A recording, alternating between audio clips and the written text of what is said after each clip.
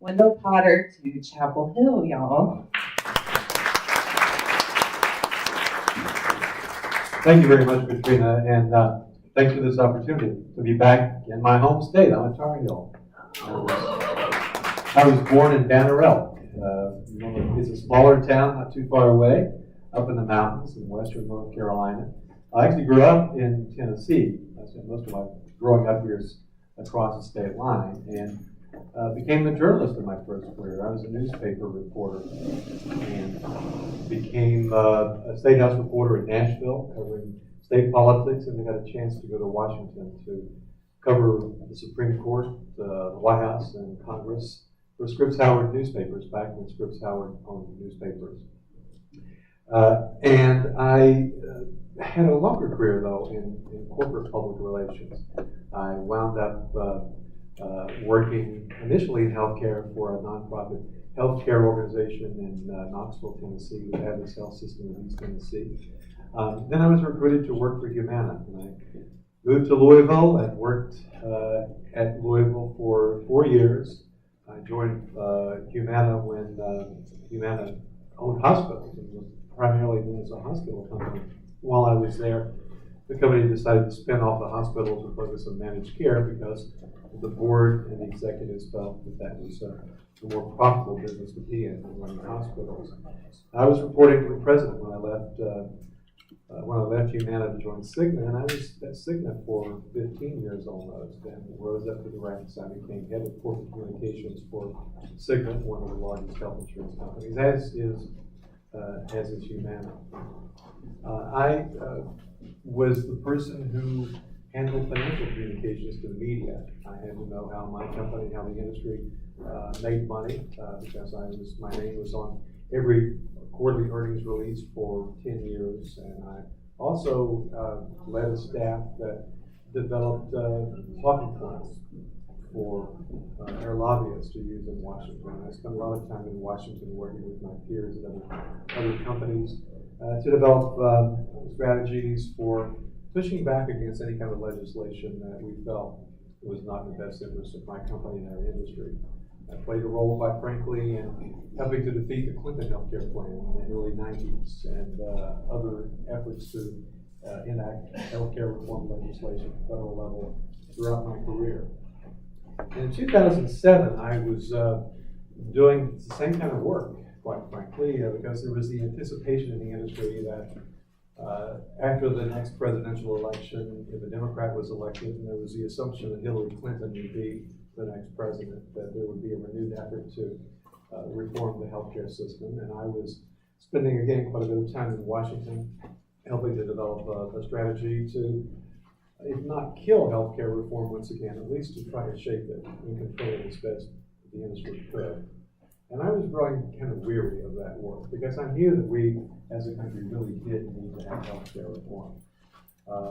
One of the reasons I happened to realize that was when I went back to visit family in my home state of Tennessee. It was actually in the summer of 2007, and I read in my hometown newspaper about something called the healthcare expedition that was being held a few miles from where I grew up, over in Wise County, Virginia.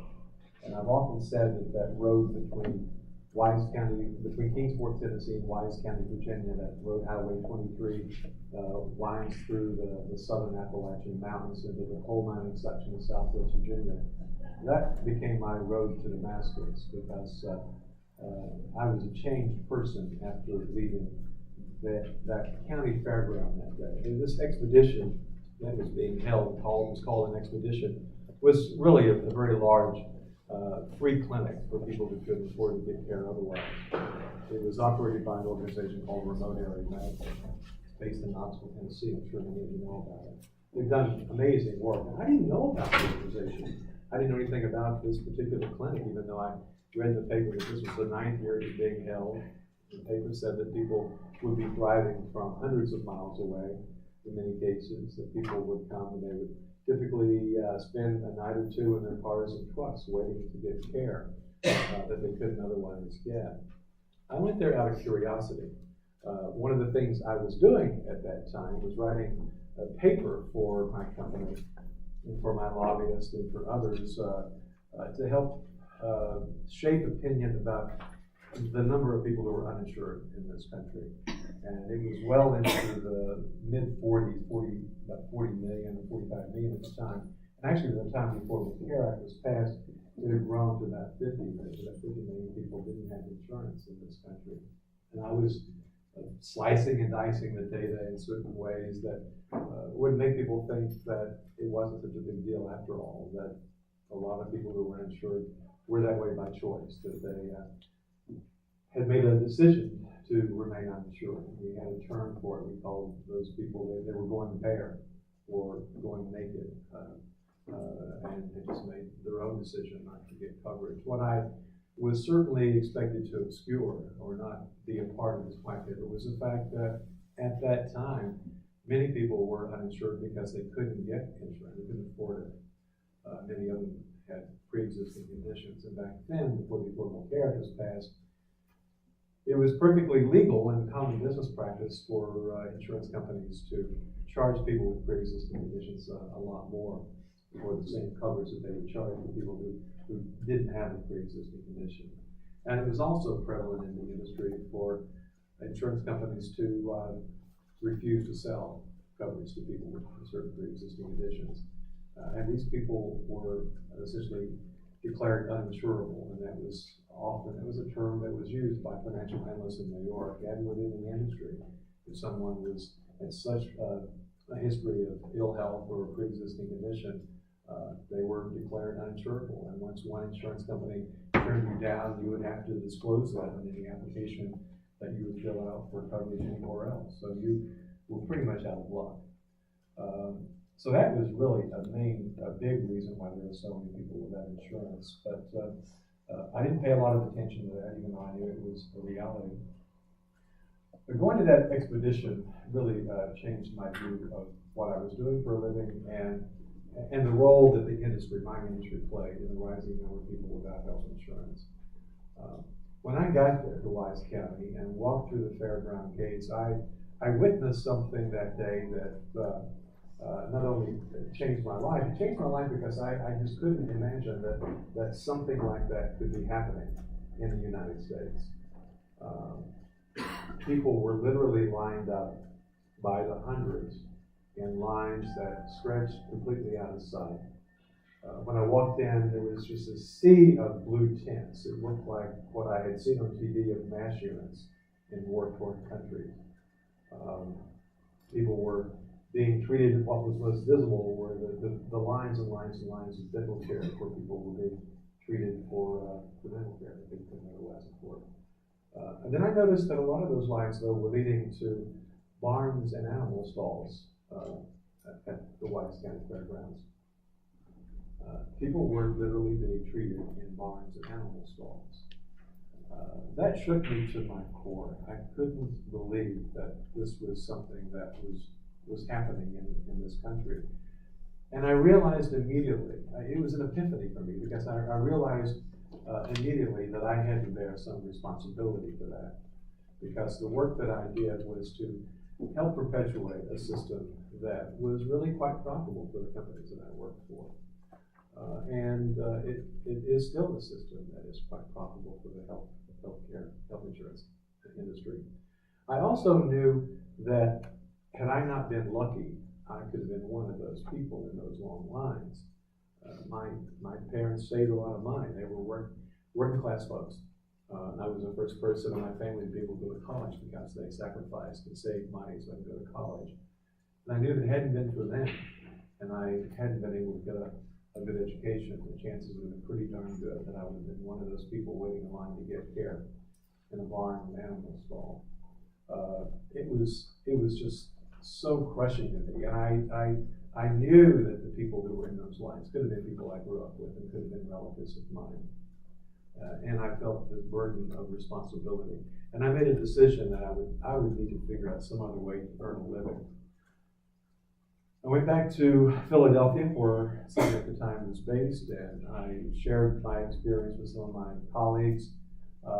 And I went up there went back to work with the full expectation that I would pretty soon figure out a way to find another job. I began to look, but nothing was materializing that I really wanted to do. So I just kind of forgot about that for a while, and then toward the end of the year, I got a call from a reporter in Los Angeles who was asking why Cigna had refused to pay for a liver transplant for a 17-year-old girl. This was the first I'd heard about it. I heard about it from a newspaper, from a TV reporter. So I gave the standard reply that I'm sorry, but because of HIPAA, I can't talk about that. We can't even disclose whether or not this young woman was indeed someone who was enrolled in the Cigna health plan. I thought that would make it go away. It typically was a response that would make the media just go off and forget about it. But that was not the case for this particular story. I started getting other calls. So this was becoming clearly a public relations situation for the company. It turned out that a medical director in Pittsburgh, 2,500 miles away from Los Angeles, had decided that based on just his review of some of the information that had been sent to him by Natalie Sarkeesian's doctors, that he didn't think, in his opinion, that the procedure, the transplant was medically appropriate, to use a term that he used. So he was second guessing. He was saying that he didn't think it was appropriate for Natalie. The doctors certainly disagreed. They and the family immediately appealed that decision, but the denial was upheld. The family was determined not to give up, and they decided to try to shame Cigna by going to the media and getting as much publicity on this case as they possibly could. And they were awfully successful. I've never seen anything quite like it. The calls began to pour in from media all over California, and then it became a national story. And I, of course, had to tell my CEO and others in the company what was happening, and to tell them that this was becoming a real PR nightmare for the company, and it might be something that the CEO really needed to know about. And very quickly, after I did that, the company, the CEO arranged to have a conference call with the chief medical officer and some others at Cigna Healthcare, and within an hour, the decision had been made to reverse that denial. And it was largely a decision based on this family not giving up and reaching out to the media and being a real squeaky wheel. I thought I could help make this story go away. And I felt pretty good about my role in that because I was able to get word to the family. It turned out that at that moment, the family was beginning to have a protest in front of Cigna's offices in Wendell, California, Cigna's regional offices out there. And CNN and other media was planning to cover this live. I had a TV in my office. I had it turned on, waiting to see if word would reach the family during the time that the TV cameras were on them.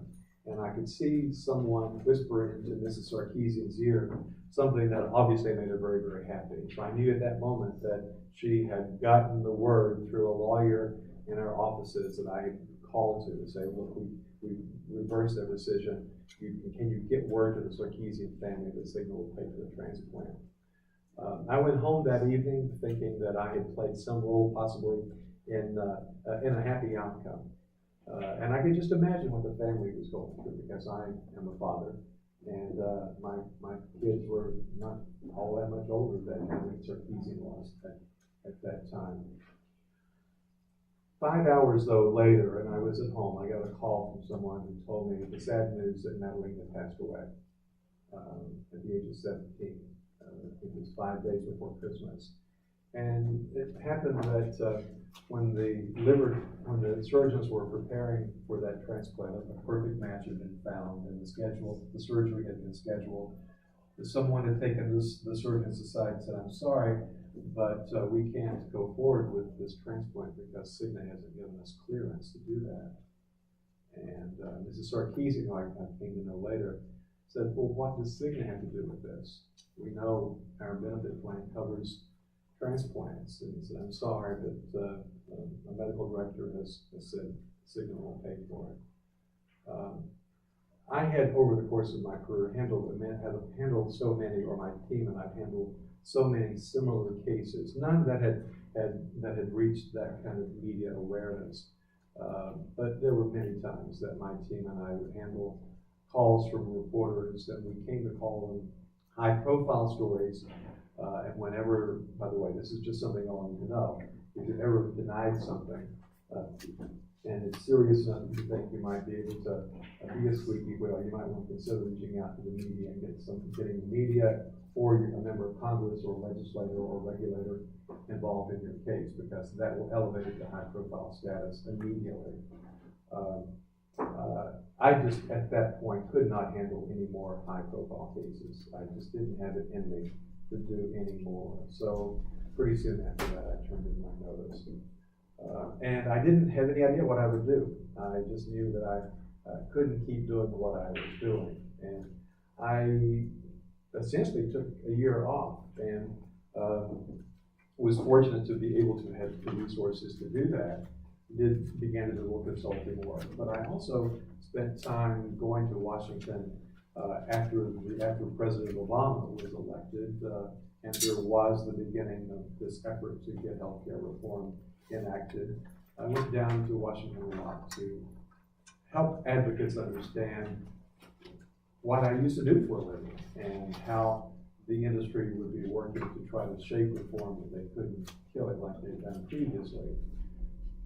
And I thought I could do this anonymously, and I did do that for a few months. And then I was finally told that if I really wanted to make a difference, that I needed to go public with what I knew, what I had done in my career, and to share with policymakers things that I knew that they didn't know about industry practices that was contributing to the growing number of people without insurance.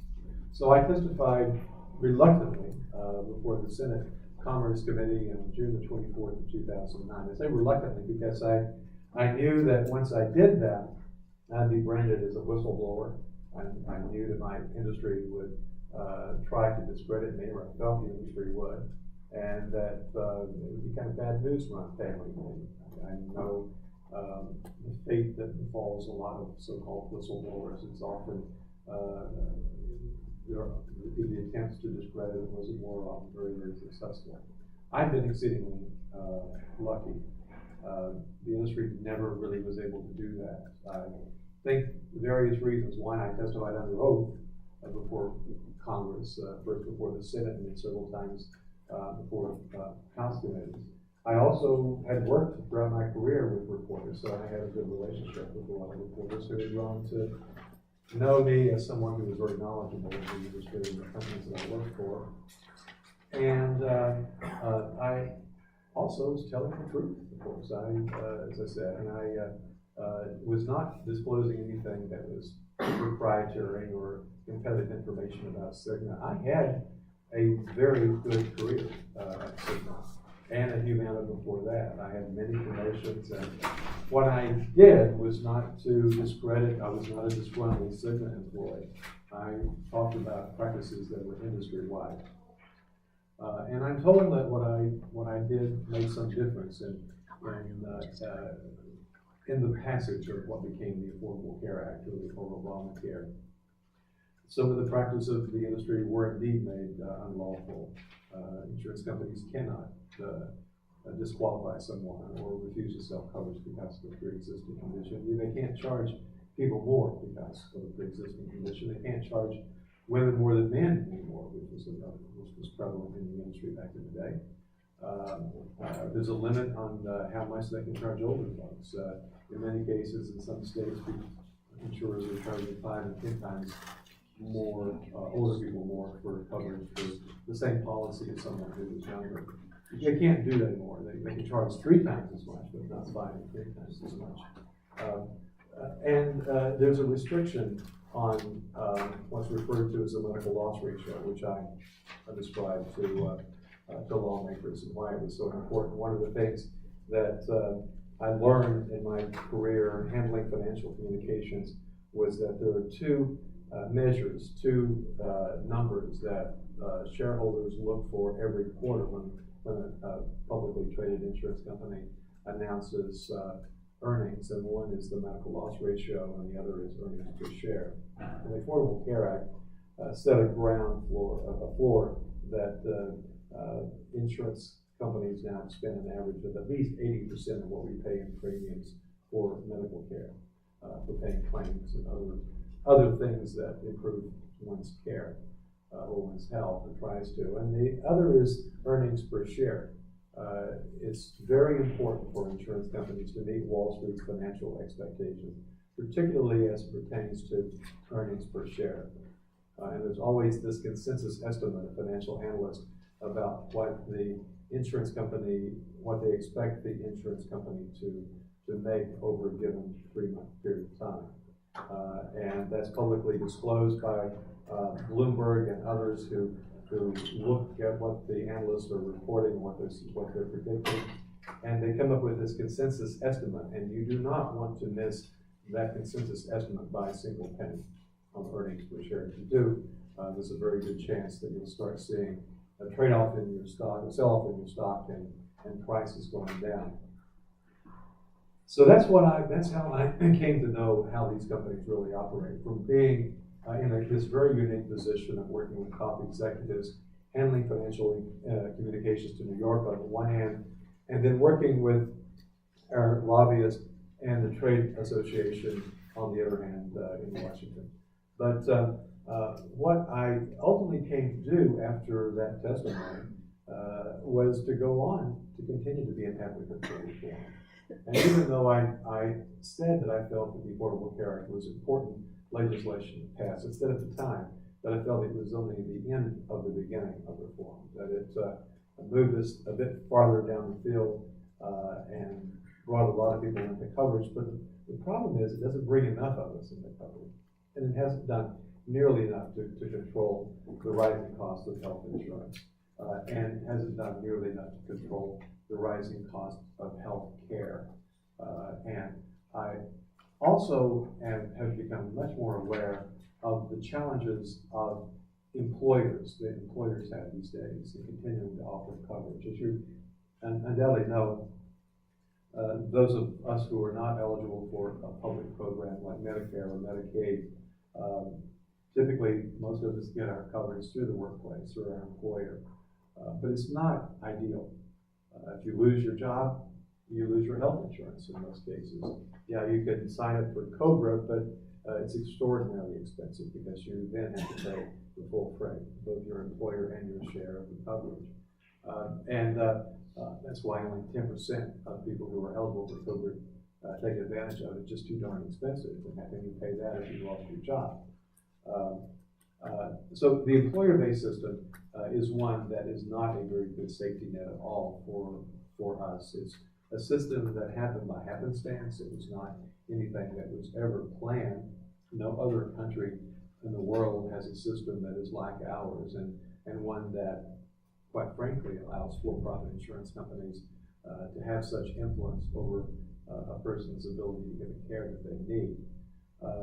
So I continue to be an advocate for reform, and now making the case for moving to a Medicare for all, an improved Medicare for all type of healthcare system to cover everybody, and one that would essentially disintermediate the private insurance companies.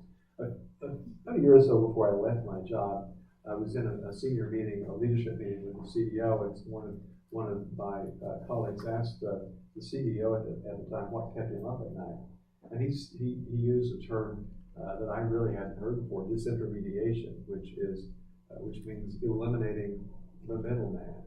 And he said that he feared that the day would come when employers would come to question the value proposition, to use the jargon of the industry, question what value that insurers really bring to healthcare.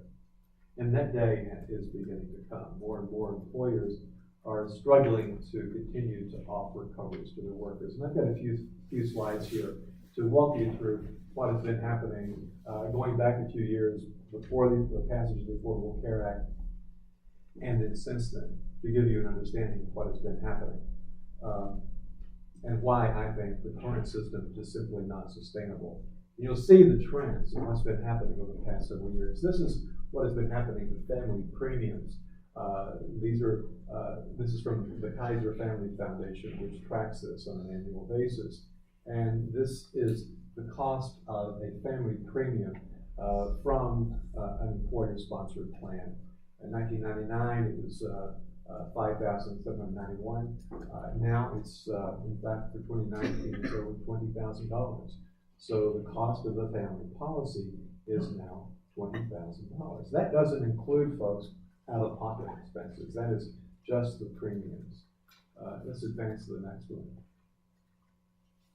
And this shows what has been happening to the contributions that workers make to that coverage. And we'll see that over time, it's been necessary for employers to shift more of the cost of the premiums to their workers.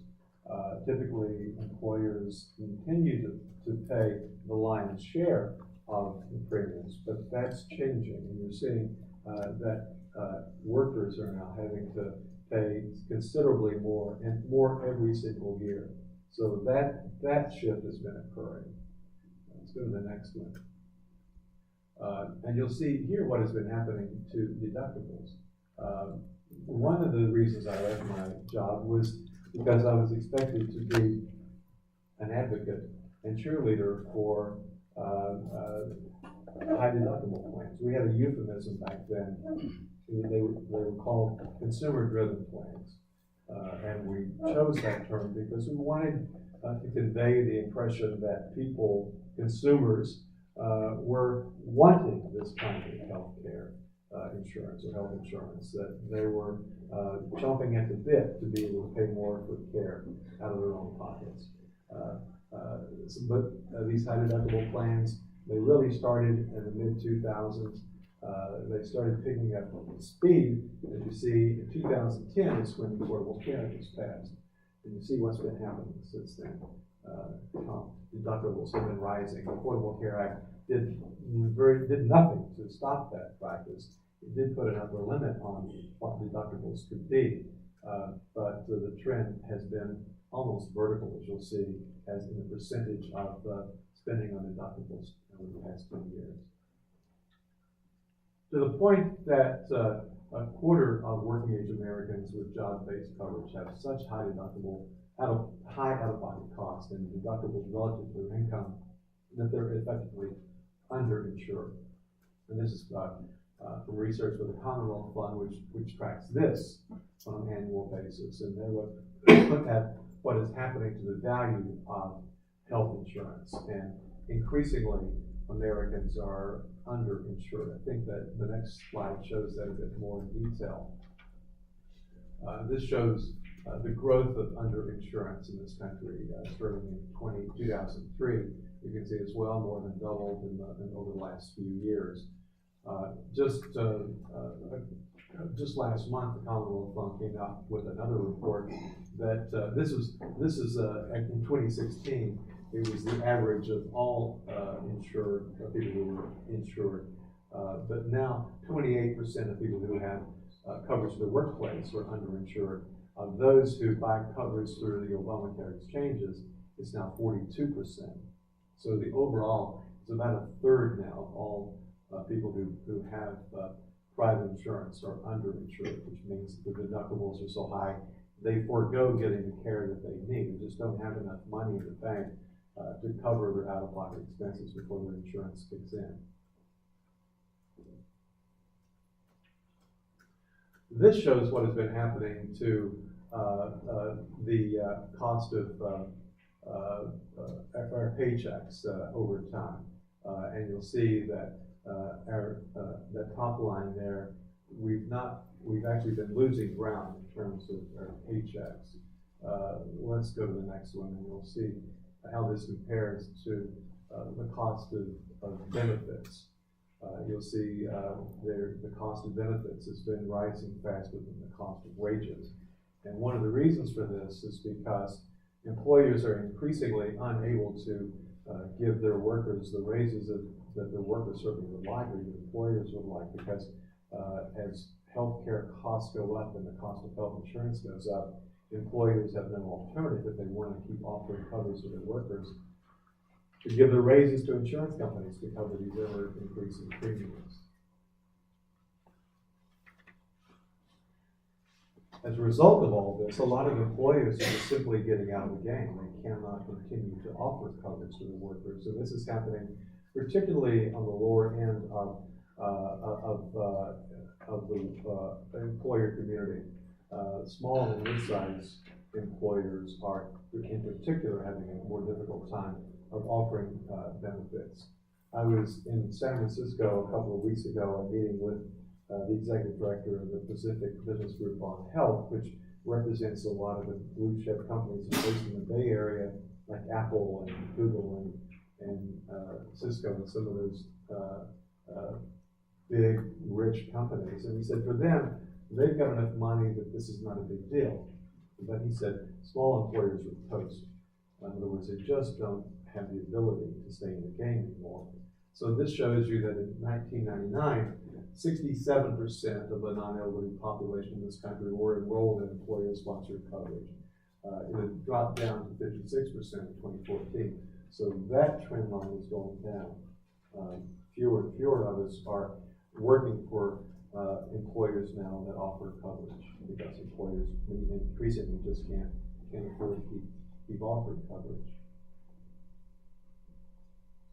This shows how we stack up with other countries. We spend on average now more than $10,000 per person. And look how that compares with other developed countries and sort of China here on the right end. But even when you look at the developed countries, how much more we spend in even Canada or Australia or the United Kingdom. We spend more than twice as much as the UK does on a per capita basis for on healthcare. And this shows how much we've been spending overall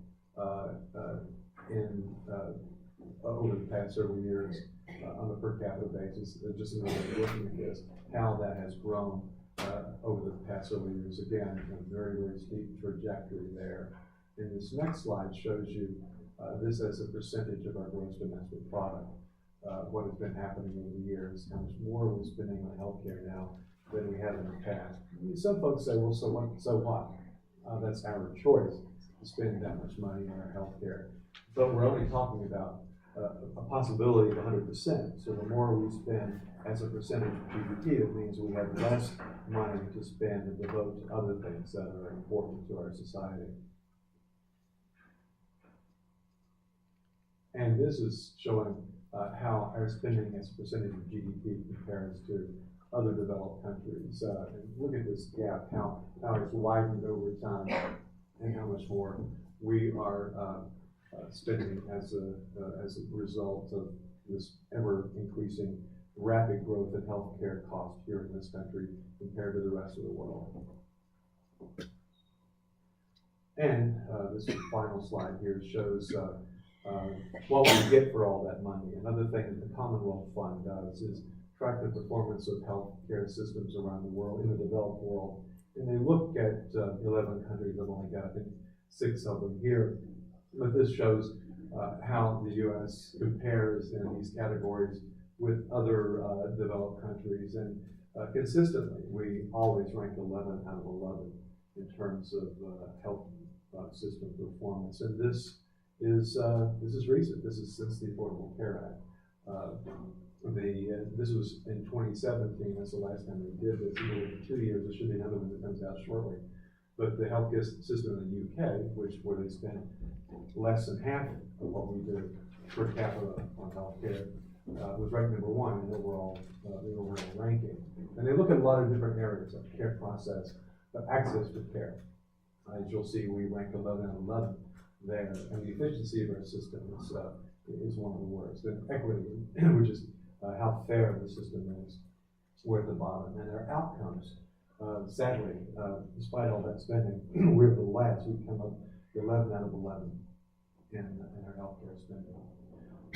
So this is why I make the case that the current system is simply not repairable. We I see it as kind of like we've had this Studebaker of the healthcare system. We've been tinkering with it. I see the Affordable Care Act as tinkering. A healthcare economist at Princeton once said that the Affordable Care Act was an ugly band-aid on an ugly system.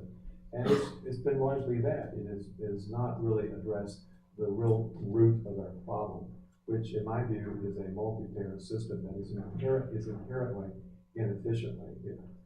We spend about $3.5 trillion a year on healthcare in this country, and a third of that goes to functions that are administrative in nature. That's unknown in any other country, and it's unknown in even our own Medicare program. It's much more efficient. And one of the reasons why we spend so much on administrative costs is because we have a multi-payer system. No one insurance company is big enough at any given market to really control rising healthcare costs, and certainly not control the rising cost of pharmaceuticals. And because we have so many private plans, healthcare providers have to have a large staff of people who do nothing more than deal day in and day out with their counterparts at insurance companies, trying to make sure that they get paid appropriately and advocate for their patients to get the care that they need. So it's become enormously expensive and inefficient, as these rankings here show. And I've said that I think that Medicare for All not only is the way to go, it's inevitable, and it's not just a matter of if, it's a matter of when, because of these trends. And more employers are beginning to wake up to this reality and see that the system that worked for a while back years ago has run its course. It's just not working for employers and their workers. Warren Buffett, not long ago, was quoted as saying that our healthcare system is the tapeworm that is destroying American competitiveness, and he knows, and that is true. And his company and Amazon and J.P. Morgan Chase have come together to try to figure out what they can do to try to address what's happening in our healthcare system. And what we're seeing is this intermediation happening both from a public policy perspective and in the private sector. Big companies that have large numbers of employees, like Boeing does in Seattle and Charleston, South Carolina, and Los Angeles, are doing that kind of disintermediation. They're contracting directly with big hospital systems in those cities. If you're big enough, you may be able to do that. If you have a large concentration of employees in one given market, you can do that. But that's not an option for small and mid-sized businesses. So that's not the answer for most employers. And it's not the answer for most employees, too. So that's why I've signed on to be president of the Business Initiative for Health Policy. We make the economic case, the business case for moving to a Medicare for All type of healthcare system. And we do that to other business leaders and policymakers. I spend a lot of time in Washington and traveling around the country to help people understand what's been happening and where we need to go from here. Thanks very much.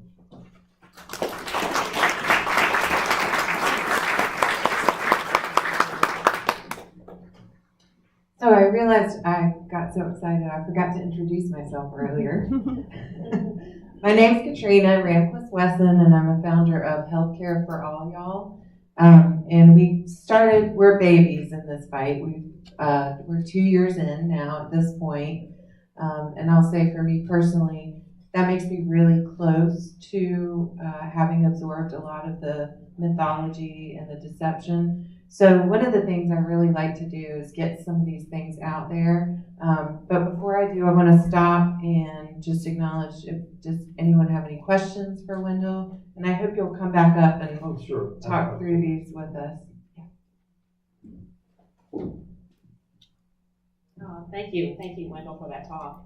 My question is, Medicare for All is a really loose phrase, and I think it can mean many different things to many different people. Would you define what you and your group mean by Medicare for All?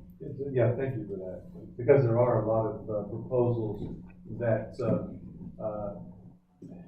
that would confuse people about what we really mean by that. And there are proposals, some that are referred to as Medicare Extra, Medicare Buy-in. The policy prescription that my organization believes is the way to go is one based on legislation that was introduced in the House of Representatives by Congresswoman Jayapal from Jayapal of Washington State in late February, which would create a true Medicare for all system, and that would have a pretty rapid transition for all of us into a Medicare program. That transition period is really aggressive. It's 2 years. Senator Sanders introduced a bill last year. He's going to be introducing it again, I think even later this week in the Senate. That's very comparable. His transition time, I think, is 4 years, which is, I think, is debatable. Which one is better or even possible. You'll hear a lot of people say, well, that's where we need to wind up, but let's go more gradually. Let's start by reducing the age of eligibility for Medicare from 65 to say 55, and then maybe automatically enroll people at birth, beginning at a certain year, so that people, as they're born, they are automatically enrolled in the Medicare program. So there are different ways of getting there. I personally favor the more aggressive approach of getting us there sooner rather than later, because of these lines that we're seeing here. It's just become exceedingly expensive, and more people, even if they have coverage, if they're paying for what they think is valuable insurance, every year more and more people are unable to use it. Mm-hmm. So when I say this, also the point is that we're talking about improved Medicare, not just expanded Medicare. The current program is not without its problems. It doesn't cover dental, it doesn't cover hearing or vision benefits, and it doesn't cover long-term care. The Jayapal and the Sanders bill would bring all of those into coverage. It also is, the benefits not only are more comprehensive, but those bills don't require any co-insurance or co-payments, and no extra premiums. So it's I guess you would say maybe the gold standard. There are those who will say that that's unaffordable. In fact, I think when you look at some of the alternatives, there's a lot of savings that we can wring out of the system as we have it now, because of this, again, this inherently inefficient system that we have to reduce the administrative costs that we spend. Again, of that $33.5 trillion a year, about a third of it goes to administrative expenses. So the belief is, and a lot of economists who helped develop these plans, or at least the underpinnings of it in terms of financial viability, believe that we can get enough savings. But that said, it's going to be necessary for there to be a transition from premiums to taxes. People need to understand that, in my view, I've often said that people need to have a paradigm shift in their thinking because when you say publicly financed healthcare, it means that taxes are going to be necessary to pay for it. But you largely shift from the money that you're paying into the private system, into a private insurance company, into a larger publicly managed pool. And that is the single payer, if you will, which is another term. But another point in answer to your question is we're talking about publicly financed and privately delivered care. We're not talking about doing anything that would bring hospitals under government ownership or anything like that. There's often, you've heard the term undoubtedly of socialized medicine used derogatorily when it's referred to as single payer. And that under a more socialized system like the one in the UK, in the UK, the government actually does own most of the hospitals in the UK and employs most of the physicians. That's not what's in either the Jayapal or the Sanders bill. It's more like the Canadian approach, in which there is a government financing of healthcare. single payer financing, but on the delivery side, it's still like privately delivered care. If you drive around Chapel Hill, you'll notice that most medical facilities are now into Duke or UNC. Yeah. And one of the things that, and I think this is happening, as far as I know, all over the country, that medical practices are being bought up, and most areas have one or two large healthcare providers, which raises the question of, combine that with having a couple of major insurance companies, pretty soon you're really talking about a monopoly situation. Where those are the companies that have the power. Can you comment on how significant of a driver that is on overall healthcare costs, and where do you think that will go? Unbelievably, it's a cost driver. One of my CEO's comments was we need to look at the real cost drivers of healthcare. And he had a point, but he was doing that to try to obscure the role that insurance companies also played in that, or their inability to control healthcare costs. What happened on the insurance side, and Jenna, you can remember this from working at Aetna. Aetna grew pretty rapidly, Cigna grew pretty rapidly, Humana grew pretty rapidly, United grew very, very rapidly, largely through mergers and acquisitions in the 90s and early 2000s. They became the large companies that they are now. So this consolidation on the insurance side more or less forced on the provider side for hospitals to begin to do their own consolidation. They did that kind of in self-defense. As the insurance companies grew larger, they were at a disadvantage at the negotiating table. So you've seen this intense consolidation on the provider side, and that's been happening. And as they've gotten bigger, they have gotten more clout once again at the negotiating table, making it increasingly less likely that insurance companies are able to strike favorable deals as they may have done at one time. They also have been, as you noted, buying physician practices. But there's been a lot of mergers and acquisitions. Insurance companies have also been buying physician practices and other provider facilities. And we've recently seen what's referred to as vertical integration, with Cigna buying Express Scripts, with PBM, CVS buying Aetna. So that's a different kind of integration in the industry. And all of this, because of the continuing rise in healthcare costs, these consolidations is contributing to rising healthcare costs. There's almost kind of an arms race to a certain extent. And competition, as we can look over history, has actually had the exact opposite effect that it does in most sectors of the economy. Not only does it not control costs, but it's additive.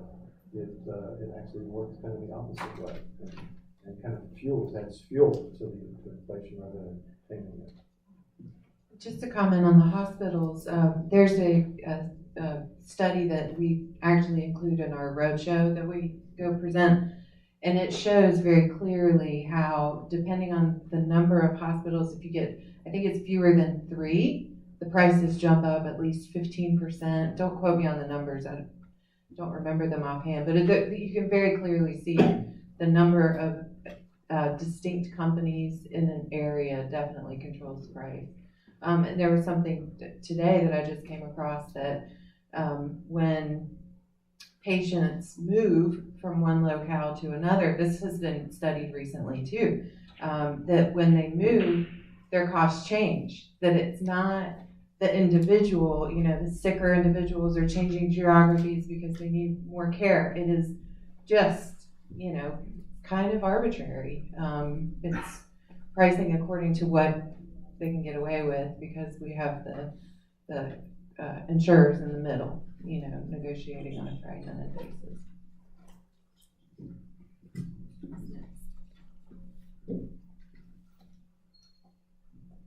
Wendell, since you deal with business people all the time, one question that I have is, what are their costs going to be if we make a transition from multi-payer to single payer? Right now, some of them getting tax breaks for the insurance premiums that they're paying.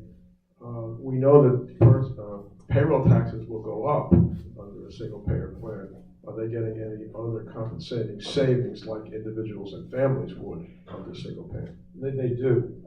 The founder of the Business Initiative for Health Policy is a business leader and the CEO of a company called MCS Industries in Eastern Pennsylvania. He also has a master's from Wharton at Penn and a business degree and a law degree. So he's spent a lot of time looking at what's happening to his bottom line, what would happen if we transition to Medicare for all.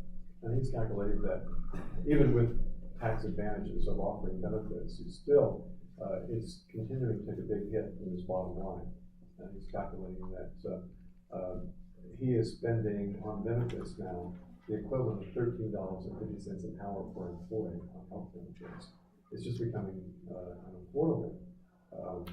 He's still committed to offering benefits, but his what he has been able to determine is that under most scenarios of financing this or how we pay for it, his company would come out considerably better.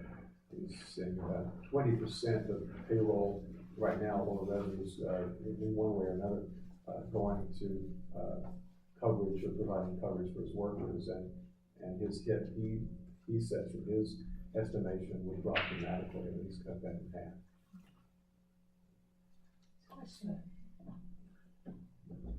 So, the managed care systems that they're doing now, Yes. like the capitation rates that they're doing now, like under cost efficiency, is that a way for insurance claim adjusters to like deny people's claims and the insurance companies to make more and more profit by, is it a system of like denying people's claims to make more money, the insurance claim adjusters?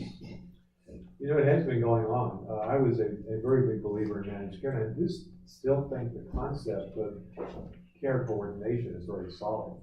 But it became more of managed cost than managed care. And particularly when companies like mine got into the business, managed care kind of grew out of the West from Kaiser Permanente and Group Health of Puget Sound that had integrated healthcare systems in which Kaiser Permanente, as you probably know, owned its hospitals and employed its own doctors, not unlike the system in the UK. And it's been a system of managed care coordination that worked very well. When the big for-profits got into the business, that's when things began to change. And they were not as successful because they didn't own the hospitals and didn't employ the doctors. So they were not able to do it as efficiently and appropriately as Kaiser and the other nonprofits were doing. And so there began to be a very big public backlash against the more aggressive tactics that these big companies were taking that was resulting in people not getting the care that they needed or claims being denied or medical directors and nurses really inserting themselves in the decision-making process. I can remember very vividly in my early years at Cigna, when I was still working for them in Connecticut before I moved to the corporate office in Philadelphia, this backlash began around what was referred to as drive-through mastectomies and drive-through deliveries, in which guidelines that were developed for the managed care industry was being used to determine length of stay of a woman in the hospital after a mastectomy or delivery. Now, what I said to reporters who called is that these are just guidelines. We're not mandating them. But they essentially were that. There was the expectation that doctors and their networks would adhere pretty closely to those guidelines, and if they were outliers, there would be consequences. They might, we often would use the term, we would blow up a network in a given community. We did that as part of Connecticut.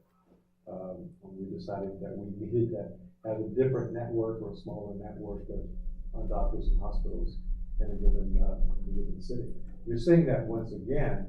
There's some movement away from that, but now we're coming back into that kind of situation. And another thing that is a kind of a feature of the elements of managed care that are still part of our healthcare system is prior authorization, in which a doctor has to request prior approval for coverage of a procedure or even a medication that's expensive from the insurance company or carrier.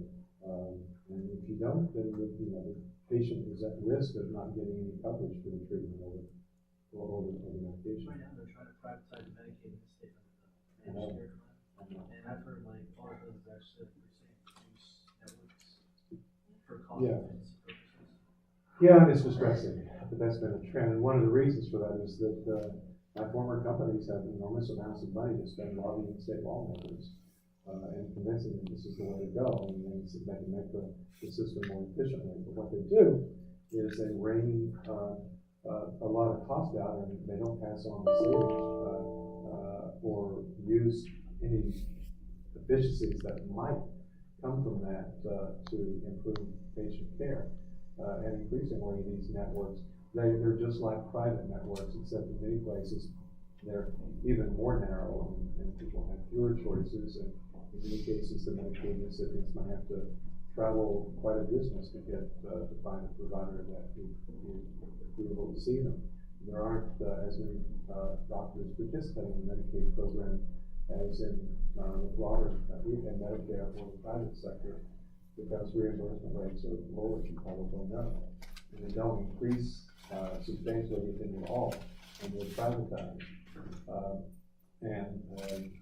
I've been reading about what's happening here in North Carolina. I know that of the companies that have been selected to manage the Medicaid program here, a lot of them are for-profit companies that, just like the companies I work for, have to answer to shareholders, and that has to be your number one priority, making sure your shareholders are happy. And also, I think WellCare was one of the ones maybe picked Centene for another part of the contract. They're looking to merge. So the choice of providers is probably shrinking, as well as the networks of doctors within those Medicaid plans. There are two different. There's an organization. There are two different kinds of Medicare plans around the country, and the Medicaid businesses. Those that are operated by the nonprofits, and those that are operated by the for-profits, and they have their own. Believe it or not, they have their own trade groups in Washington. And the nonprofits are typically, I think they call themselves community plans, and they don't have the shareholders that they have to answer to. And in many cases, I think that the quality of care and the quality of the network is better. But still, I question the validity of privatization of these Medicaid plans, and I very much question the wisdom of what your lawmakers in here are considering in terms of expanding the Medicaid program. I think they're referring to it, they're not calling it expanding the Medicaid program, but closing the gap or something like that. Yeah, I think, yeah. But we'll have to see what happens there. But I fear that some of the same things that is inherent more in the private sector is being put in place. We're talking about, obviously, people who don't have a lot of money. We're talking about a cap, up to 138% of the federal poverty line, and to require people to work or to try to find a job is pretty onerous for a lot of those folks, and many of them just can't do that. But also expecting them to pay a portion of the premium and out-of-pocket expenses for someone who's doesn't have much money. I mean, that is a way, quite in my view, of making it difficult for people who are enrolled in these plans to get the care that they need. They too will be among those who are underinsured and not able to get the care that they need. And also, when you do that, this is beyond the question you asked, you also have to have an overlay of new administrative expense to be able to do all that. And I don't know why, except that, again, The insurance companies are big lobbyists. That kind of approach is one that the insurance industry, I'm sure, would be happy with. In fact, I use a term that they're using, that people need to have more skin in the game. And that was a term that CEOs began using. Jack Rowe, who was the CEO of Aetna back in the early 2000s, used that term. As did my CEO, and I did too. Say people have grown too accustomed to modest co-payments, and they're too insulated from the real cost of healthcare. So people need to have more skin in the game. But what's been happening is people have been putting skin in the game to the point of putting muscle and bone in the game now. So have a lot more information. That's what happens over time. Wendell, I've been very interested in the issue of, obviously that the problem with the healthcare system in this country is the cost. We all agree with that. But why isn't the causes of the cost haven't been studied or analyzed or done something about it? The one that I'm referring in particular is that I have witnessed overutilization of resources, where tests are done when they are not necessary, tests that are expensive. And of course, this is very utilized very disproportionately. There are people that don't have much health care, or they don't have access, they don't have tests. But people that have tests, have access, may have much more than they need. And we have not gone far enough to develop care plans, guidelines. That's what Germany, England, and other countries have done. You're right, and on that last, I'll address your second part first. You're exactly right. A friend of mine has written a book a few years ago called Overtreated, and it is about exactly what you're talking about. You have overutilization of services. It's not necessarily, there is some assumption that patients are demanding, in some cases they are, procedures and tests and medicines that they don't really need. But in many cases, there are incentives for doctors to overprescribe and to refer patients for testing that they might have some financial interest in. So it really is a problem, and it really hasn't been adequately addressed. And there are two major drivers, if you will, if you want to look at it this way, cost per unit and utilization. And both are drivers. And we see that the cost per unit of healthcare delivery has been going up, whether you're talking about a service or a device or a drug or a treatment. But you also have this problem of utilization and overutilization for various reasons. Back to your first question, cost has not been addressed primarily because of money in politics. And the reason I wrote my most recent book, Nation on the Take, How Big Money Corrupts Our Democracy and What We Can Do About It, it is about the power and influence of big special interests to control public policy and to influence elections. We were talking about just a moment ago what's happening with Medicaid expansion. Private insurance companies are real drivers in what happens there, because throughout the country, private insurance companies have been able to persuade lawmakers that they can take over and manage the Medicaid system much more efficiently. It's become a very big profit center for these companies. That's what WellCare does, and Centene does. That's their business. United and Aetna and some of the other companies do it to a certain extent, but it's a profit center. It's not widely known, but the big health insurance companies now get a majority of their revenue not from the private sector. As you saw on the slide, you see that the decline in the number of non-elderly Americans who get their coverage to the workplace. The whole sector has been decreasing. What that means, it's not a growing business, and insurers are recognizing that. So now the majority of their revenue is coming from Medicaid programs that they manage across the country, Medicare Advantage plans, which is a private alternative to traditional Medicare supplement policies, Part D plans that they manage, So now they are, if you look at the financial statements that they followed in 3 months, you'll see that there was a shift that happened a few years ago, and now the majority of the revenues are coming from government players.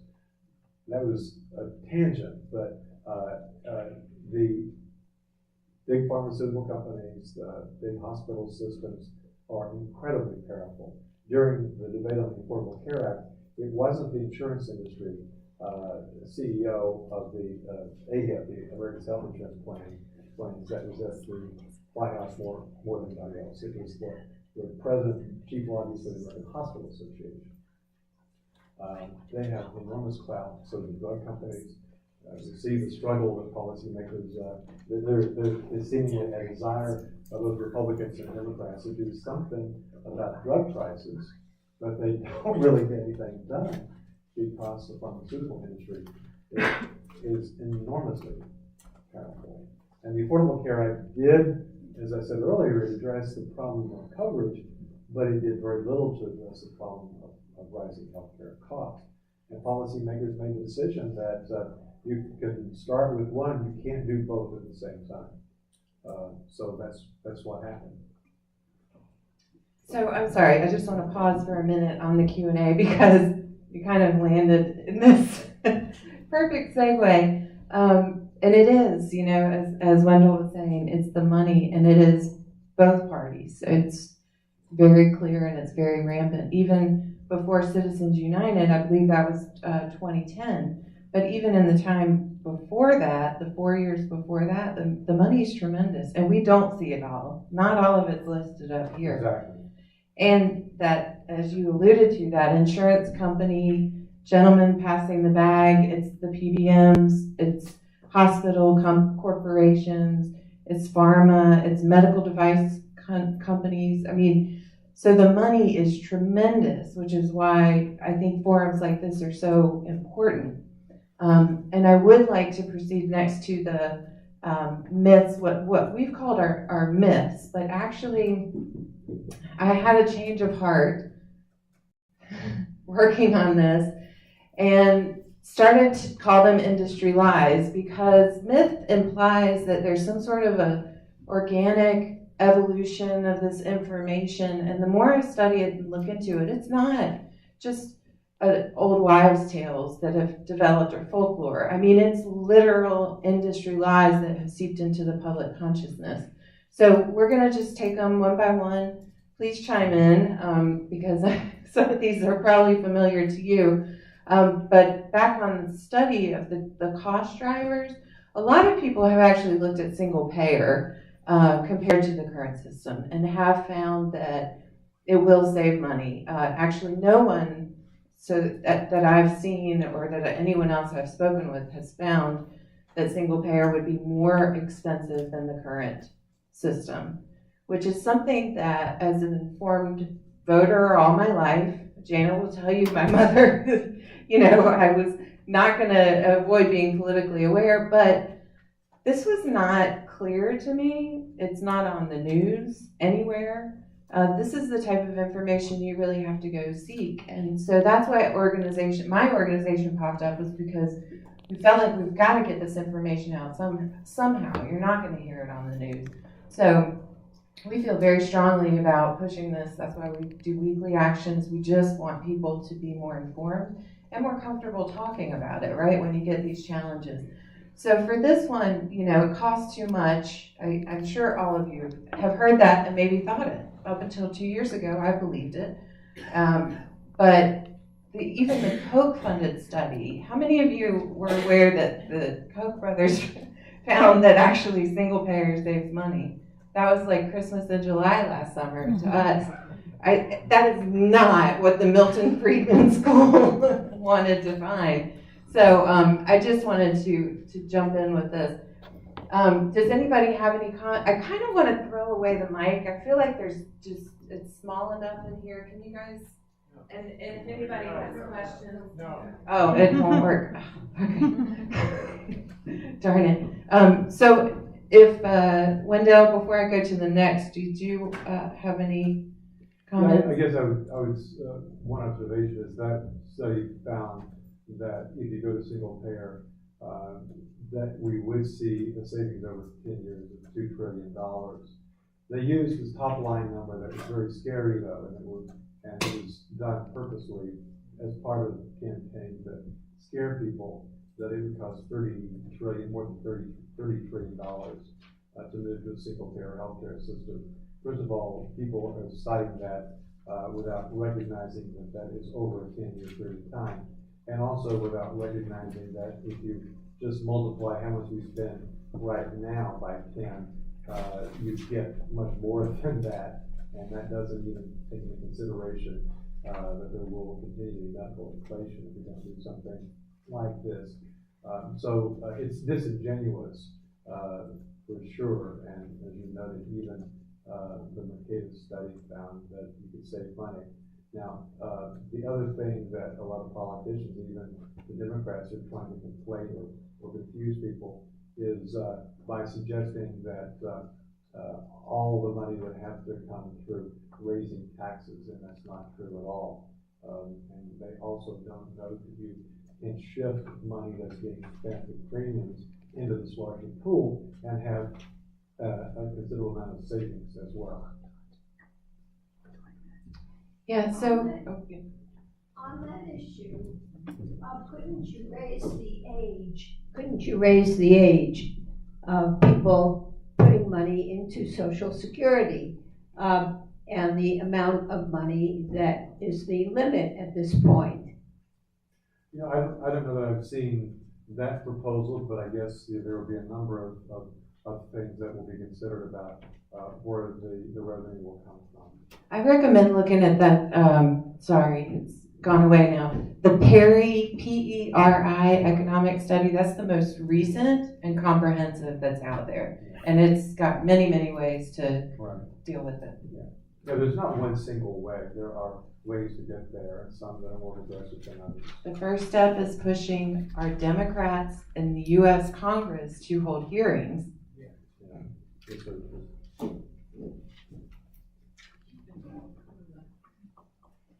So, Mr. Potter, I was wondering if you would consider, or if you had connected with our legislature, some of the representatives, and speak to them, because right now that Close the Gap is basically called up in committee. I know a couple of names. One of the things that I did for the last election personally, because it became very personal to me, was I campaigned for 7 of the elected officials in Wake County to help break the supermajority, and up those 7, 6 women, and every one of them had to listen to my story because I was diagnosed with a terminal illness from Desert Storm, and it was after I had resigned from a regular job with benefits to take care of my mom who had had a stroke, and she passed away, and 6 months later I got the diagnosis. Now, it was from Desert Storm. I'm a veteran, so I was fortunate that the VA did take care of me, but I did not that was not my first choice, and because I had become a real estate broker, I had no insurance, so I was naked, I was bare. And, but thank goodness, what the VA did, I'm in remission, but there's not a cure for it yet. I'm trying to make it to the cure. So this is very, very important for me. So a couple of other questions besides, would you be willing to come and talk to our legislature? I'll give your name to the people I know. Is, for example, like real estate brokers or that group of people that work without having insurance, and then the situation with the VA, what happened with them, and I'm for, the affordable health care, the ACA. I was very much for it. But what happened to me was when I got the diagnosis, without them knowing I had a diagnosis, I went to apply to get, to see if I could get insurance at all. And because I had one other little pre-existing condition through the VA, which gave me, according to their ratings, 40% disability rating. The VA is very different than regular disability rating, so that's really not, wasn't real significant. But if you're 50% or less with the VA, you cannot get a subsidy. So I was quoted, yeah, I can get insurance, but I was quoted in 2016, the total premium with, which was $880 a month. I checked recently, since I've gone in remission, to see if Blue Cross Blue Shield would cover me, and it was oh yeah, they do it, but I have to pay the total premium again, or at least she was suggesting that, which was like over $1,300 a month, plus deductibles and all this other stuff. Now, I still have the VA, so, of course I didn't go for that, and so, I'm just trying to make it to good health care. But, so, will you speak with someone, and then what about this other? Yeah, I sure will. In fact, I had the privilege yesterday of speaking at a forum at which there were a lot of state representatives and senators who were there. And I know some of them, and I offered to be of support and to do anything that anyone might ask me, including testifying before hearings if there are any, and they would open the door for that. But certainly also to talk privately with members of the legislature. So thank you for all for suggesting that. And currently, just to back up in case everyone's not aware, currently, so the bill that Wendell mentioned that's in the House of Representatives, HR 1384, which is a new version of what used to be called HR 676, and it is comprehensive and it's universal across the country. And I don't know if the Senate bill is going to change numbers, but it's coming soon. But right now we're really stuck with Democrats in the U.S. House of Representatives coming up with 15 different plans, none of which address the very root cause of eliminating the middleman. If you eliminate the middleman, which has an incentive to get profit off of denying your care. I mean, this is such a weird concept to me when I was thinking about this. Like, for 40 years, I've never really questioned the place of insurance companies in healthcare until, recently. And now it just seems so weird that this whole corporate industry has developed that literally pays shareholders from our premiums that they don't spend on our care. So it's very, we do need radical reform, because Medicaid, yes, we would like to see it expand. But the fact is that lots of people are going to fall through the gaps with the private companies coming in, Centene and I forget the other. There are going to be still many, many people falling through the gaps. But that brings us to line number 2, which is we have the best healthcare system in the world. How many of you have heard that? Yeah, we clearly don't. And that Commonwealth study that it does on an annual basis shows that we absolutely do not. But I frankly ask your forgiveness, because one of the things that I used to try to do is to persuade people that we do have the best healthcare system in the world. The reality is we do have some of the best doctors and hospitals, and my gosh, look in this area here. You've got some amazing facilities and doctors and research that's done here. But increasingly, people don't have access to the best, and that's the problem. And our outcomes, because of the structure, the inequitable nature of our healthcare system, we fall far short of other countries in so many measures, like life expectancy and maternal health and infant mortality. So we fall far short, very, very much in that. I have a couple of questions. I just returned last week visiting a family who moved to Montreal. They have a 6-year-old became ill, and they tried to get health care, and were told there's a 1-year wait for primary care. People turn to stories like that and criticizing a single payer and saying, you're going to bring that to the U.S. We'll have a 1-year wait to get to see a doc. I'd like to know what you think about that. Second, you talk about the Midwest where all the jobs went to Mexico. What's going to happen to how many people if we have a single payer system and all these folks that are involved in the doctor's office don't have a job, and what's the economic impact of a single payer on the insurance industry? Those are two of the industry lies we are gonna get to, actually. I'm glad I brought them up. Thanks for the segue. Let me just hop back and make sure I didn't miss an important one with number 3. Yeah, death panels. The death panel has kind of quieted down, but I think it's important to raise it because we actually do have death panels right now. There was a death panel behind Natalie, and I think it's very clear that instead of a bureaucrat standing between us and our doctors, it's a for-profit corporate bureaucrat standing between us and our doctors. And our bank accounts, our zip codes really determine our health outcomes, and that's a form of rationing as well. So on to number 4. So yes. Yeah, I worked in the insurance industry for many, many years, and not to be an apologist for the insurance company, there's lots of mistakes made, certainly. But getting rid of the middleman, who wants to guess what the for-profit insurance company profit margins are? Profit margins, 3 to 5%. Now it's on billions of dollars, lots of money, 3 to 5%. But that's after all kinds of enormous costs that they're paying. So Wait, CEO 80 to 80, compensation- wait a minute, 80 to 85% of every premium dollar goes to healthcare costs, hospitals, doctors, physical therapists, medical device companies, pharmaceutical companies, etc. That's required on the ACA, right? That's required. It's the cost of healthcare, guys. Could you wean out some of the costs that insurance companies incur? Of course, you could reduce the profit margins. But when you hear the 80% and 85% medical loss ratio, the percentage of the premium that goes to healthcare costs, the remainder is not just profit for the insurance company. Who contracts with the providers? Who pays the claims? Who sends out the ID cards? Who does the medical management? They do medical management because employers don't want to pay any more money, and we have to control healthcare costs. So it's not black and white.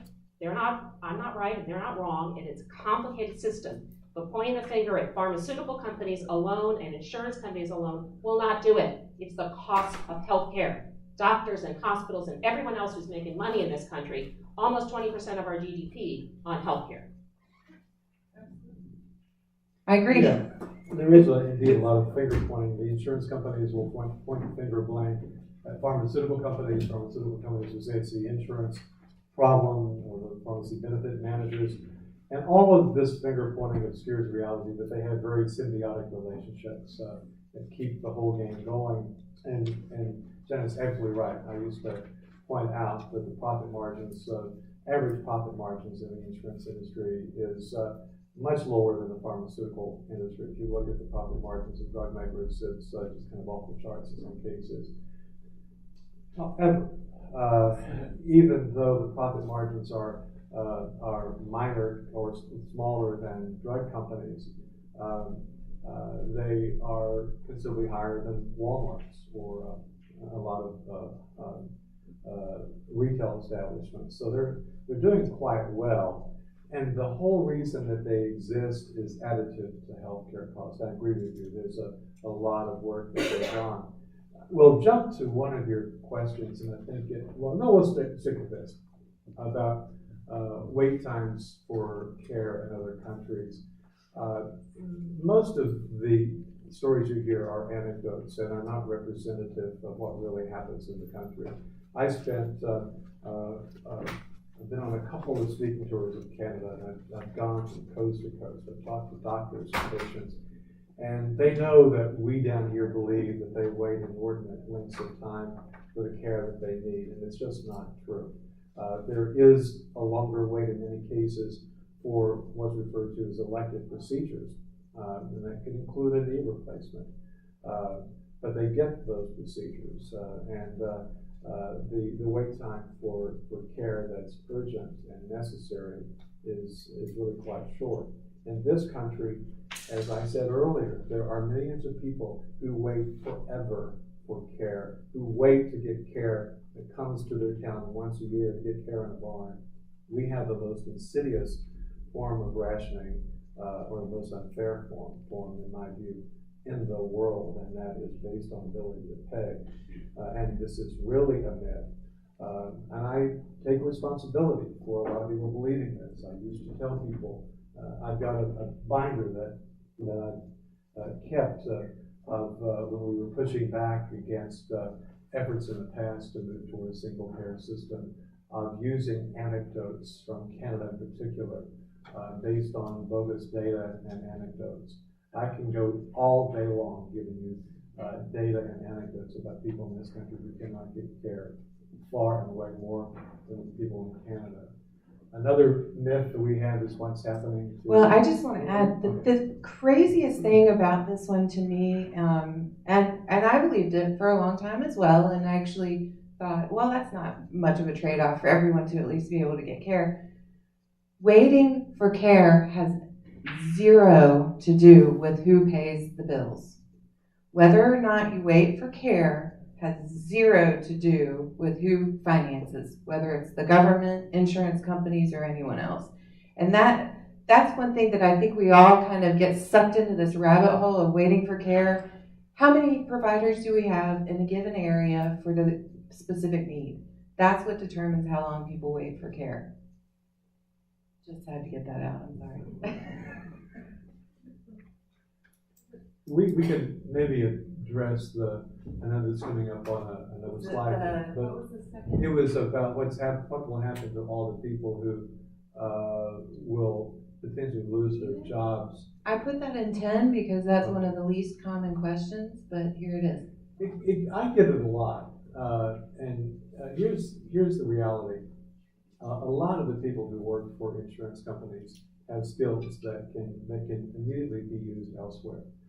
You don't have to go through a lot of training to be a consumer rep for an insurance company that is not translatable to the job working for another industry. The other thing to keep in mind is that there are tens of thousands of nurses who work for insurance companies. They are no longer working to care for patients, but they are working inside either insurance companies, with tens of thousands there, but also within provider settings that they have shifted away from providing care to spending time on the telephone or on their computers, communicating with each other as to whether or not a claim will be paid or a procedure will be authorized. And there are also a lot of doctors. One of the things I used to do in my old job was media train more than 100 medical directors who work for Cigna alone. So there are lots and lots of trained clinicians who work for these companies who have skills, they were trained to provide patient care, but they're not doing it, they're working for these companies. And they can go back, I would hope, to providing patient care. But there are lots and lots of employees who have skills that can be used in other ways. But also both the bill in the House that I mentioned and the one that's going to be reintroduced in the Senate contains money to retrain people who would be facing a job elimination. So there's that. Here's the other thing to keep in mind. Big companies like the ones that I work for and the ones that Janet worked for, they are huge, and only a portion of their revenue now comes from actual health insurance. They don't even call themselves health insurers as much as they did. In fact, for the most part, and this was certainly true of Cigna and largely true of Aetna and many of the others, they provide third-party administrative work to large self-insured employers. The employers are the ones who have the money at risk. And as Janet said, they hire insurance companies to manage the benefits. So that's the function that they have played. But you've got increasingly, as I said earlier, a lot of the big companies, if they have the ability, realize they can contract directly with healthcare providers. But these companies have diversified a lot over the years. The fastest growing division of United Healthcare is a division called Optum. It doesn't sell insurance at all. It's in the data business. It sells a lot of data, but it also operates a pharmacy benefit management company. So these companies would not go away They would just change how, they would morph into the next thing, just like they have done over the years. When I went to work for Humana, as I said, it was largely a hospital company. It's still around, but it's an insurance company now. Cigna, when I joined it, was a multi-line insurance company like Aetna. Both companies had a property casualty division, a reinsurance division, a financial services division, an individual insurance division. Both Cigna and Aetna got rid of all of those so they could focus primarily on healthcare. At the time that I joined the industry, MetLife and Travelers and Prudential also were in the healthcare business. They decided to get out of healthcare, sold their operations to Aetna and United and others so they could concentrate on their other lines of business. So these companies don't disappear necessarily. They morph into whatever else they're making the most money doing.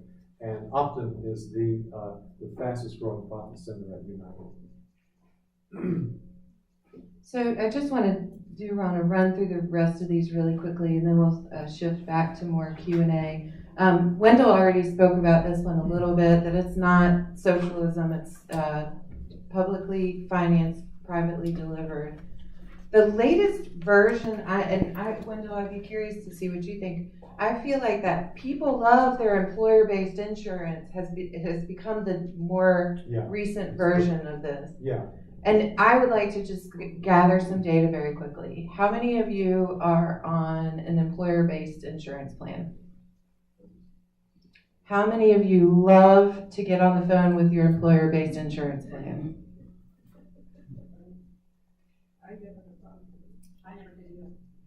So you enjoy talking to them? And whenever you answer that, you're always going to find some people. 2 or who 3 do that. out of most of the room is employer-based insurance. And most people, frankly, go year to year without testing the limits of their coverage. And increasingly, if I've been a very healthy person, and I've had some issues, and I've been fortunate to not have a lot of trouble with my insurance company as well too. But increasingly, people are finding out that the value of their coverage has shrunk, and they are not getting what the coverage that they think is there is not there when they most need it. That's right. Insurance, that's the employer making a decision about what he or she can afford.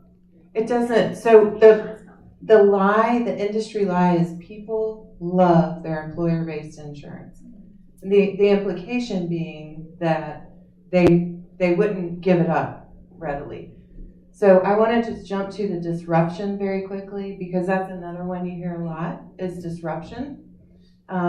Right now, we all have to choose our plans at least once a year, maybe more often if we're extra lucky.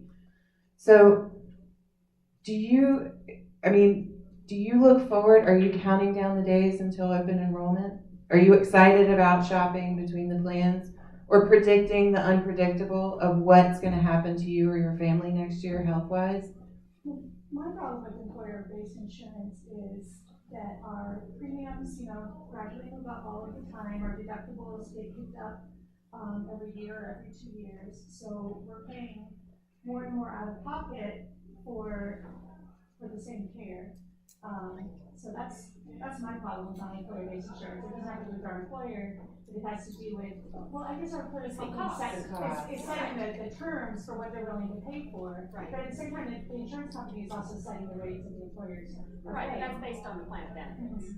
So if the employer is saying, I can't afford an increase, we have to reduce benefits so that I can keep paying the same amount, then that's the financial choice the insurance carrier they have to make. Yes, I'm not sure this is going to come out right, but first of all, the assumption is that you have a job. And that's a privilege.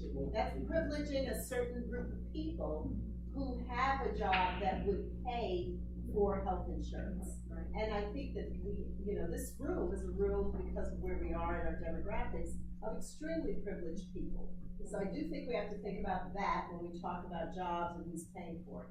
And secondly, we all know you're paying for it. The employer is not paying for the insurance, you're paying for it, whoever has the job. But then there's also the issue of lack of mobility because of your insurance, and lack of even if you're privileged to have the job and have the insurance, then those confines, and there are economic opportunity costs that don't get factored into the lack of mobility that people have around Yes. being stuck to an insurance plan. So I think there's a cultural, structural issue that insurance, when we talk about whether it's the hospital costing or the insurance, we're missing the whole issue of a system that is structurally based on privilege and profit that we don't get out of by slicing and dicing one little sector. And to this issue of not enough providers, that's part of the structural problem. Yes. We have a healthcare system that determines how many doctors and where they're trained and how they live. And we don't have a system that says doctors and healthcare has to be distributed across a country so that you have a healthy country. So I think there's so many things that these myths and lies sort of point to, but the discussion isn't really getting there because we're not looking at this holistic issue of why we are where we are. Thank So you. I just have to Yes, thank you for adding that.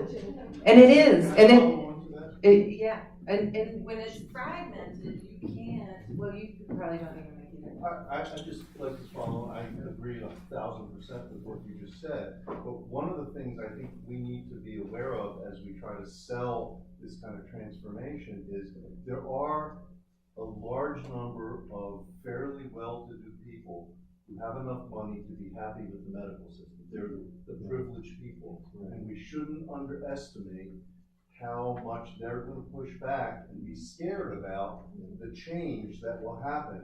And those are the people who have the loudest voice in our political system, the people with money.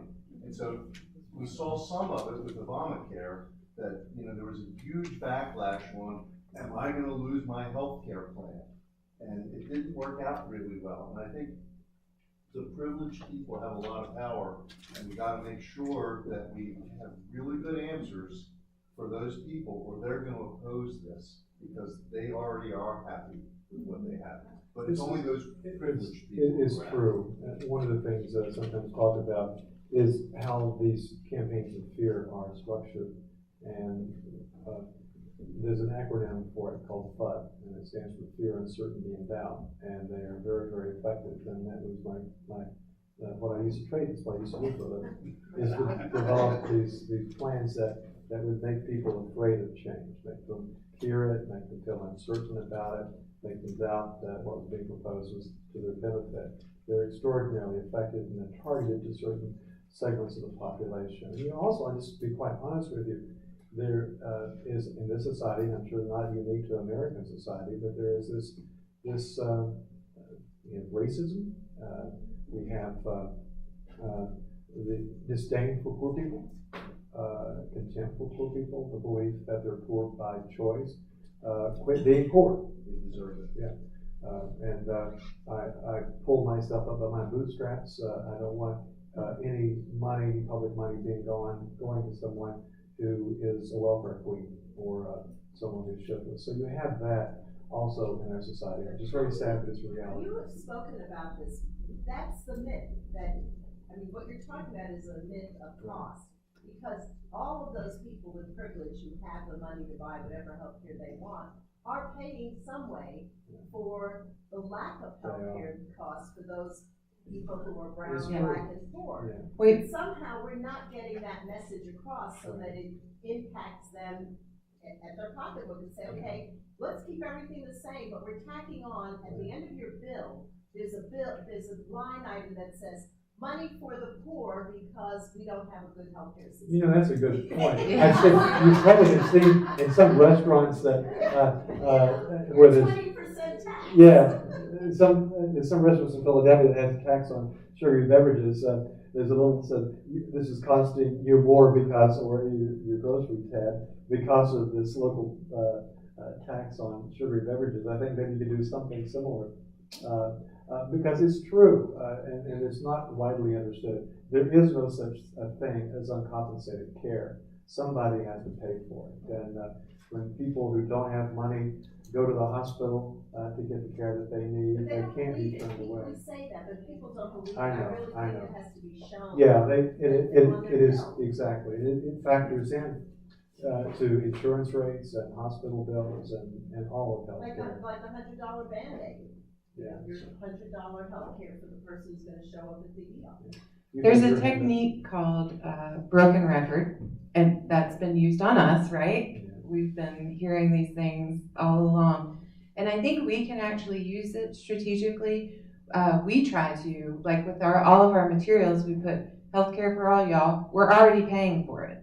And that's just our one way of trying to broken record. We are already paying for it, so we might as well do it efficiently and go ahead and proactively cover everyone so that we're not tied to our jobs for health insurance.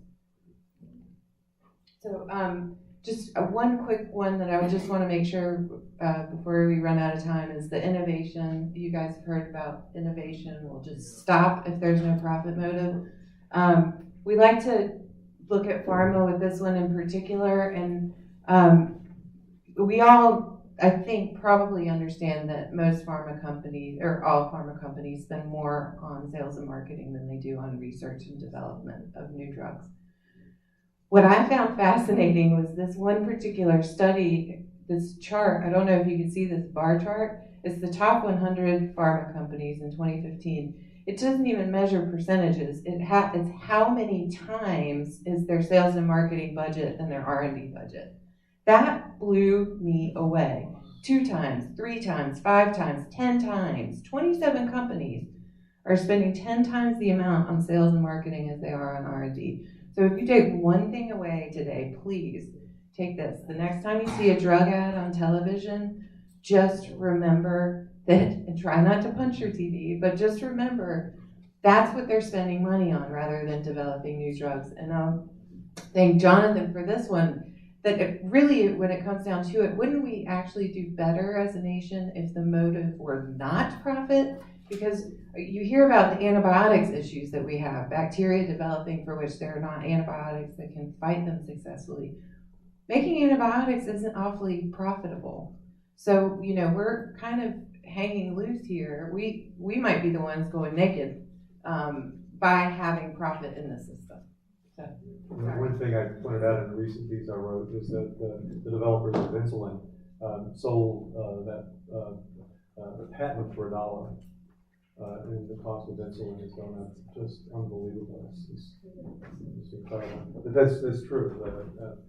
Drug companies essentially try to hide or blend in their R&D spending with their sales and marketing and try to make you think that they spend all this inordinate amount of money on research and development when this shows that more is spent on sales and marketing. The other thing is most of the development of the research is actually done at places like here.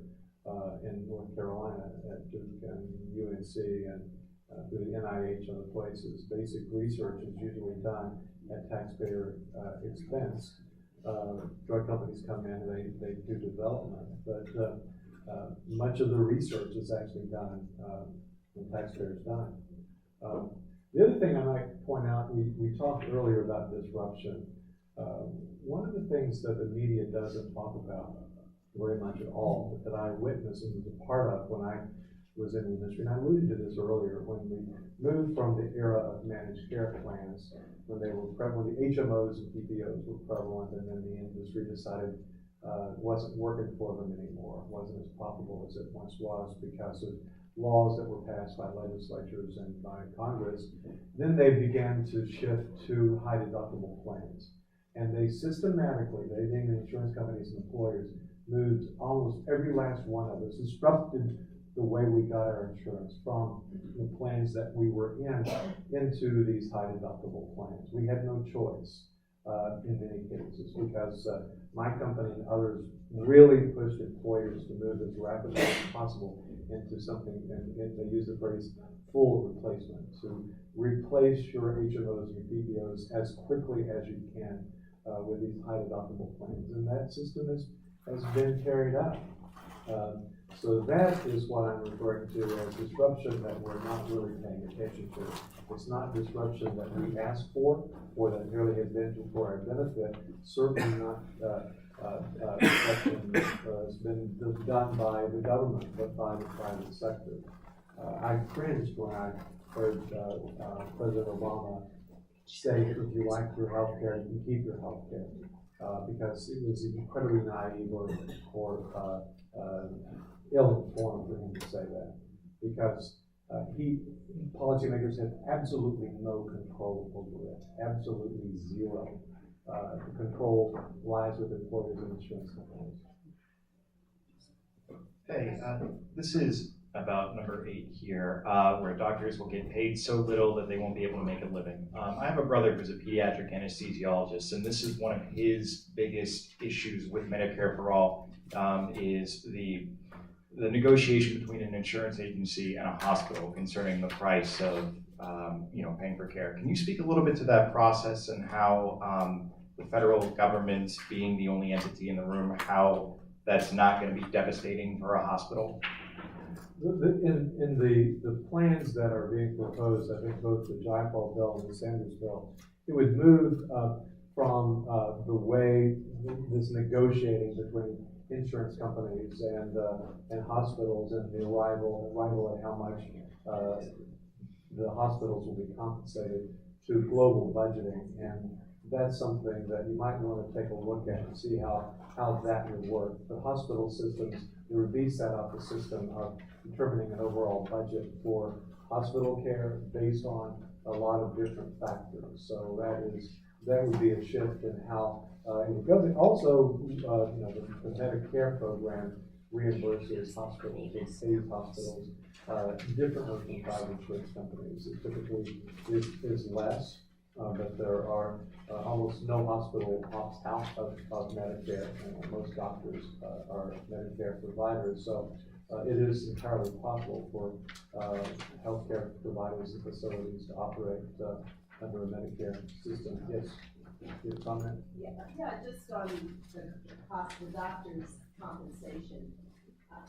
Aren't we talking about amounts of compensation? Yeah. I think that, again, it's back to what is the expectation? And I think a lot of physicians have an expectation of an income that may be out of proportion with what is reasonable. And they might make less, but they're still going to make money. The doctors that are in France and in England and in Canada are not impoverished. So I think it's, again, part of the structural change of how physicians are compensated. Are there any providers in the room practicing now? Yeah.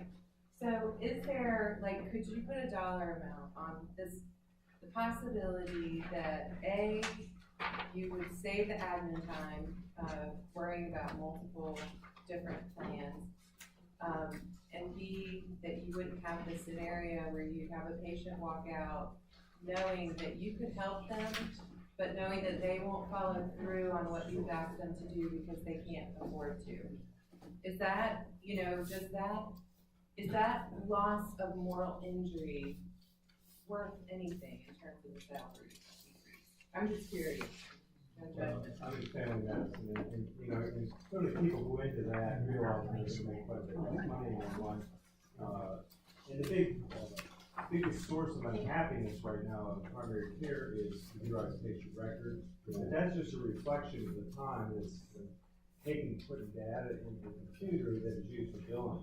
Right. The AMA estimates, well, I think it's more than an estimate, computes that on average the U.S. physicians spend $100,000 of the revenue that they take in on administrative functions. So that's a high cost. The other thing to keep in mind is that it's true. To become a doctor is very expensive now, and a lot of medical students go into specialties that have higher income just because of the high cost of medical education. So that is something that also needs to be addressed in some way. Extraordinary. And you today decided that all their medical students are going to get free education? We did, NYU announced today. really, I've heard some other, I knew another school was thinking about that as well too. I hadn't heard about NYU. That's amazing. I have a question about the transition. Eventually, we're going to have to get to single payer universal health care.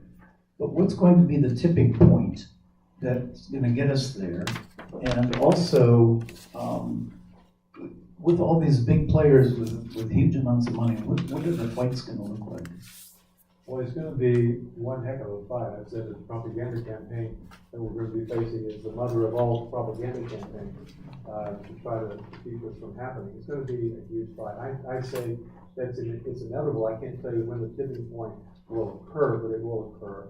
And I think it will occur when employers really get more engaged in this, because they have been spending so much money and providing the lion's share of the cost of coverage, and they just can't keep doing that. It's not predictable either. Right, it's not a predictable expense. They, like this business owner in Pennsylvania, two of his workers were diagnosed with hepatitis C a few years ago. And just because 2 workers out of 200 at this one facility were having to be treated with very expensive medication, his insurance company, that was his carrier, increased the rates. He wasn't at that point self-insured, really wasn't quite big enough to make it work all that well. His rates were increased in double digits, and it happened again the following year. These are unpredictable expenses based on the experience of what happens to your workers, and that's something that employers are increasingly unable to deal with because of the ever-escalating cost of healthcare. Yeah. So I really see like prison system, jail systems, that they don't get Medicaid and Medicare. A lot of these inmates who have terrible healthcare outcomes. And I think under a Medicare for All plan, with the inmates and the people in prisons, instead of these privatized corporations contracting with these jails and prisons, giving them god-awful healthcare outcomes where they don't even have doctors showing up to prisons. I mean, under a Medicare for All system, they would be able to get doctors and surgeons just like everybody else on the outside. So we're talking maybe a population of 2 to 3 million people in prisons right now. Betty, have you looked into that? Yeah, I've been in most every prison or jail in the country, but they do let me out on a regular basis. I don't know why. Corrections is a little bit different, and so the pieces of what you're talking about is spot on. The reality is inmates in prisons and jails have a constitutional right to care that's equal to or greater than the what's available in the community, and they're held to that standard. As you may not be surprised to hear, North Carolina's not doing very well in that area right now. There's been a major lawsuit filed, it's one of many, and they've been, depending on what happens in a court case that's filed on that constitutional right of care, it goes to trial, and 9 times out of 10, the side that I work for is going to prevail, and they'll be sanctioned, and they'll basically, it's not technically receivership, but they are then all over. And it's highly unlikely that that would happen because there are 2 different kinds, it's a different situation in terms of organization and practice. And just so I know, there's not anybody that's really ever tried that for all those reasons. It's a prison and a jail. It's more prevalent. The quality of care is worse in most jails than prison, simply because they don't have the resources in those communities. When in Europe, they actually pay for health care for people in jails and prisons. They do. Just like they would in the free world. So it's like, you have constitutional rights to be against cruel and detention under the 8th Amendment. It's the fact that they privatize the prison industrial complex by contracting out private health insurance companies that give crappy health care. Yeah. And if they would have Medicare for all, millions of prisoners would be able to have good quality health care. They wouldn't die, and they wouldn't get sick. They wouldn't have hepatitis. They wouldn't have cancer. And they could get the same match, the best quality of doctors on the inside and the outside. 95% of these people will come out of prison and they need good health care just like everybody else, and they need jobs and they need education. And the HR 1384 is 120 pages long. I haven't read it all the way through yet. Gary has read a good chunk of it, but we are running out of time. It's 5 minutes after, so let's do one more question. I have a question I've been trying to get for a long time. I think it'll apply to many of us here. How many of us will be out canvassing soon for the election? And we're going, look at all those hands that are up. So we're going door to door, or we're on the telephone. What can we say in 1 minute that will help us face against FUD and all these lies?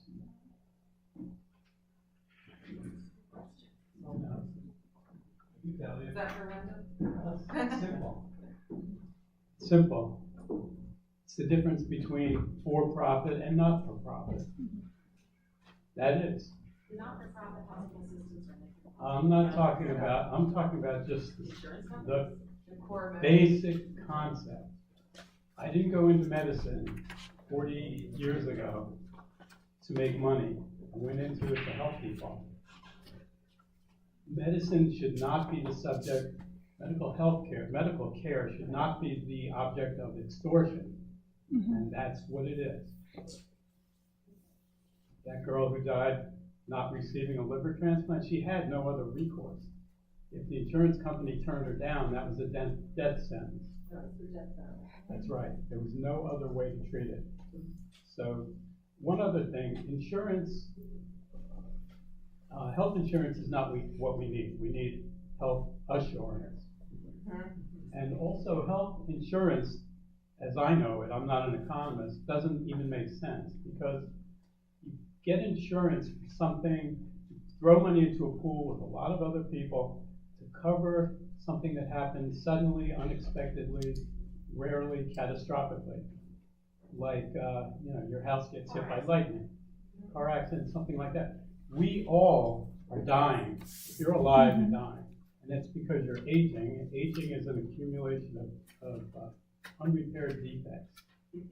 So we're all going to get sick and we're all going to die. Well, we should all face that and deal with it as a community.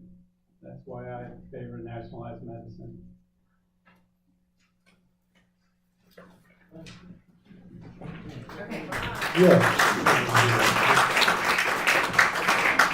Yeah, I was asking if these slides could be available, and yes, we can share those with people. Yeah, so